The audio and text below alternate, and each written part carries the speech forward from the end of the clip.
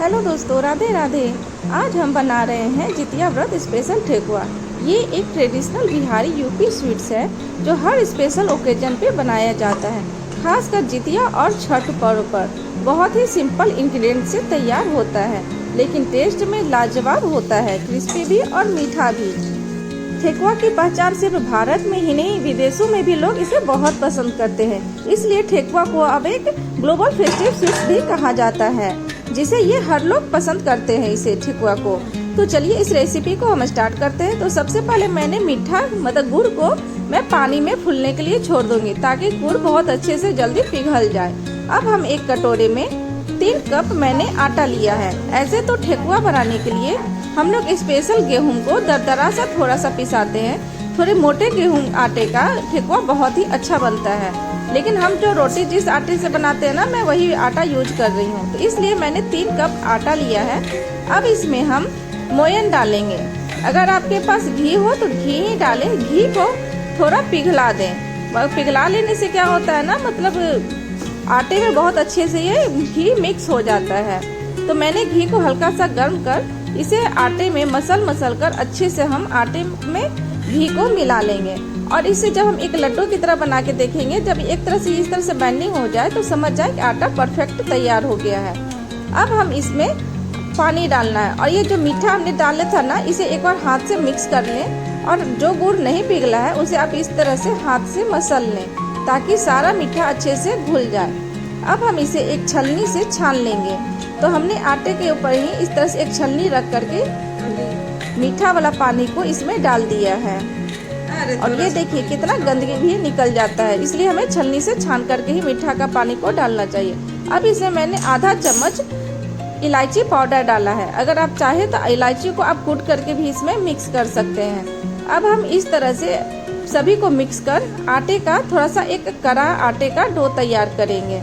आप चाहे तो इसमें सौंफ, नारियल, ड्राई फ्रूट्स भी डाल सकते हैं, लेकिन मेरे बच्चे को ड्राई फ्रूट सौंफ बिल्कुल ही नहीं पसंद है, तो इसलिए मैं कुछ भी नहीं डाल रही हूँ। अगर मैं डाल दूंगी ना तो ये एक भी खाएंगे ही नहीं। तो इस तरह से आप अपने अकॉर्डिंग आप इसमें सौंफ वगैरह भी आप डाल सकते हैं। अब इसमें थोड़ा सा और मैं पानी डाल करके थोड़ा सा कड़ा ही आटे का डो तैयार करूंगी। और आप अच्छे से मिक्स करोगे ना, तो उसके बाद ही आपको पता चलेगा कि इसमें और कितने पानी की क्वांटिटी की जरूरत है। तो इस तरह से देखिए हमारा आटे का डो तैयार हो गया। एकदम ये कड़ा सा आटे का डो तैयार हुआ है। अगर थोड़ा सा भी ये आटे का डो गीला हो जाएगा ना, या मीडियम डो हो जाएगा, तो जब आप ठेकुआ को छानोगे तो वो फूलने लगेगा। इसलिए इस बात का ध्यान रखें, जब भी हम आटे का इसका डो तैयार करें तो एकदम कड़ा होना चाहिए। अब हम इसे एक चकले पर इस तरह से लड्डू के शेप बना करके इसे हथेली से हम इस तरह से चिपका देंगे। और मेरे पास साचा नहीं है, तो मैं कांटे के चम्मच की मदद से, फोक स्पून से ही इस तरह से मैं इसका एक शेप दे दूंगी, जिससे देखने में सुंदर लगे।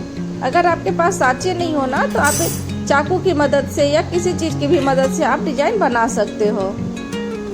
तो इसी तरह से मैंने सारे ठेकुआ को साचे का तैयार कर लेना है। तो इस तरह से मैं फिर से आपको एक बार दिखा रही हूँ कि इस तरह से मैंने हथेली से इस तरह से दबा दिया है। और चारों तरफ से अगर कुछ ऐसा नहीं करता तो हाथ से एक बार चारों तरफ से चिपका दो। और फिर ये फोक स्पून की मदद से आप इस तरह से आप डिजाइन दे दीजिए। आपको साचे की जरूरत नहीं पड़ेगी। अगर साचा हो तो और भी जल्दी से ठेकुआ का ये शेप तैयार हो जाता है। और ये ठेकुआ मेरे यहाँ सभी को बहुत ही पसंद है। और किसी पर्व त्योहार में आप घर में इस तरह से बनाओगे ना, तो एक अलग ही रौनक आ जाता है।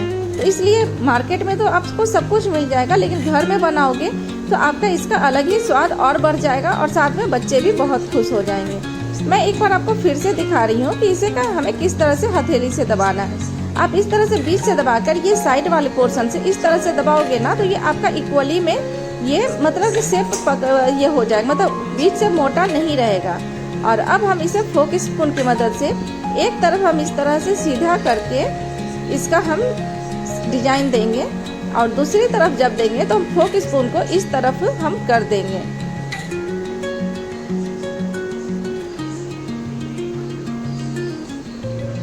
और इस तरह से ये ठेकुआ का साचा तैयार है। और इसी तरह से हमने सारे ठेकुआ को साचा का आकार दे दिया है। देखिए देखने में कितना सुंदर लग रहा है ना, लग रहा है ना कि साँचा कहीं दिया हुआ है, लेकिन ये फोक स्पून से ही बहुत अच्छे से शेप तैयार हो गया है। अब हमें इसे फ्राई करना है। तो अब आप एक कढ़ाई में घी या रिफाइंड को मीडियम गर्म करें, बहुत हाई नहीं गर्म करें, मतलब बहुत ज़्यादा गर्म तेल नहीं होना चाहिए। अब इसे हम स्लो फ्लेम पर एक एक करके ठेकुआ को हम स्लो फ्लेम पे ही फ्राई करेंगे। अगर हाई फ्लेम पे फ्राई करोगे तो ये अंदर से कच्चापन रह जाएगा। तो इसलिए जब भी आप इस तरह से ठेकुआ वगैरह कुछ भी आप फ्राई करो तो ध्यान रखें कि गैस फ्लेम को स्लो रखें, जिससे ये ना अगर स्लो आप रखोगे तो ये आपका जो ठेकुआ है ना वो बहुत खस्ता और बहुत करारी ठेकुआ बनकर तैयार होगी। और हाई फ्लेम पे कर दोगे तो बहुत जल्दी ये मुलायम भी हो जाता है। तो इसलिए हम जब भी ठेकुआ बनाते हैं ना तो थोड़ा टाइम लगता है, लेकिन हाँ इसे आप इस लो फ्लेम पे ही ठेकुआ को तैयार करें, ताकि ये आपका कुछ दिन तक आप स्टोर करके भी रखो ना तो ये मुलायम नहीं हो। और अगर आप हाई फ्लेम पे कर दोगे तो आपका एक दिन के बाद ही आपका ठेकुआ रखा हुआ मुलायम हो जाएगा। तो इस तरह से हमें इसे हल्का सा गोल्डन ब्राउन होने तक ही फ्राई करना है, बहुत ज़्यादा डार्क नहीं करना है, जिससे देखने में भी नहीं अच्छा लगेगा और खाने में भी अच्छा नहीं लगेगा। तो इस तरह से देखिए हमारा ठेकुआ फ्राई हो गया है। इसी तरह से सारे साँचे को हम लोग फ्राई कर लिए हैं। अब इसे आप स्टोर करके आराम से 15 दिन 1 महीने तक भी आप इसे रख सकते हैं। साथ में आप किसी को भी दोगे ना, और जब आपके घर का ठेकुआ का नाम सुनेंगे तो बहुत मांग करके भी और पसंद से आपसे खाएंगे। और मेरे बच्चे तो ये ठेकुआ के फैन हैं, उन्हें बहुत ही ज़्यादा पसंद है। तो इस तरह से जितिया पर्व पे घर में ही ठेकुआ, पिरिकिया और नरसा जो भी हो आप घर में अगर बनाओगे ना तो आपका भी मन बहुत खुश हो जाएगा और साथ में बच्चे का भी बहुत मन खुश हो जाएगा, और इसे बच्चे भी बहुत पसंद से खाएंगे।